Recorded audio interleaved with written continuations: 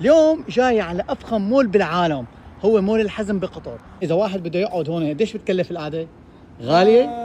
القهوة تقريبا 26 ريال اقل شيء. يا لطيف شوفوا الارقام، لك شوفوا اللهم صل على النبي. هي لسه ما فتت على المول، انا لساتني عم بتمشى لوصل على المول.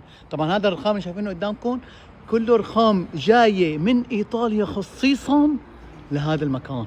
طبعا هون اللي بيجي بيشتري من هون لازم يكون ملتي ملياردير. لقيت محل عطر انا لحاول فوت لعنده واساله على الاسعار والروائح وكذا. قديش سعرها هي؟ رخيص 450 ريال بس. لا بدي اغلى صراحه. يسلم والدين، شكرا. اغلى بدي. السلام عليكم. لك شو هذا؟ والله هذا 3500 تقريبا شيء $1000. $1000 رخيص صراحه، يعني ما عندك اغلى. بالمول حاطين موظف خصوصي مشان ياخذ الاغراض تبعاتك يوصلها على السياره. انت يريد ماني؟ دو يو ونت ماني؟ بلاش فري ولا في مصاري؟ شوفوا الفيو من هون، لك شوفوا الفيو. السلام عليكم. وين از ذا دبليو سي؟ هون؟ انت متاكد؟ لا انتوا عم تمزحوا. هذا حمام؟ هذا حمام؟ ليه كل الرخام؟ ليه كل الرخام؟ هذا الرخام لحاله بحمر فيلا.